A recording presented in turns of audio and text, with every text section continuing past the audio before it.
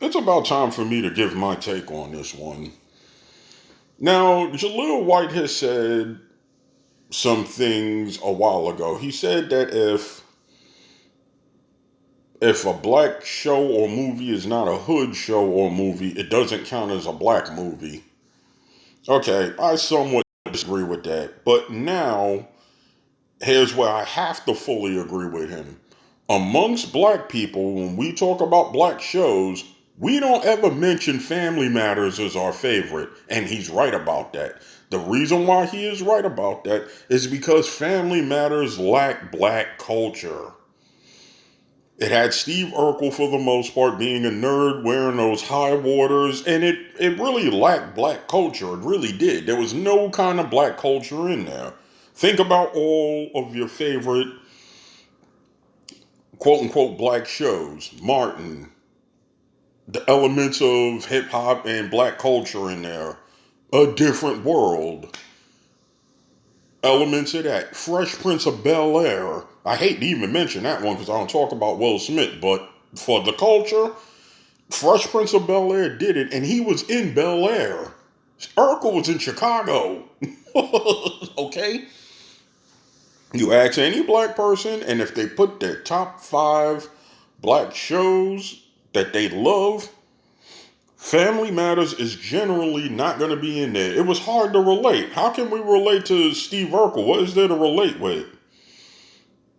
If anything, Family Matters was a black version of Happy Days because the same cats who made Happy Days made that show, Miller Boyett. So the minute that happened, they was looking at cancellation until Urkel came in. But in the end of the day, it just didn't have a lot of black elements for black people to say, here we go. The Cosby Show had black elements. Both of them had 5 kids, so they was ghetto to that degree, and they lived in Brooklyn. So that was another part of the Cosby Show. Even the Cosby Show have elements of that. And all kind of black culture if you look at the episodes. Family Matters only do that from time to time when they have a special episode or whatever the case may be. So I am going to have to say that Jaleel White is 100% correct when we talk about black shows and all of that. Hardly anybody ever talks about Family Matters when we talk black shows. Hardly anybody. If you go around and people hardly talk about the thing, it ain't as famous as you think it is. You may personally like it, and that is okay. That is okay. But, it doesn't get around quite like you think it does. If you don't hear a lot of people talking about it, you know what I'm saying?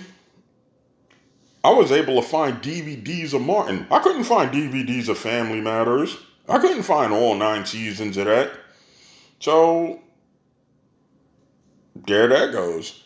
So, I'm going to have to agree with Jaleel White on that one. Can we just leave Jaleel White alone, okay? Jaleel White has been disenfranchised from the hood culture.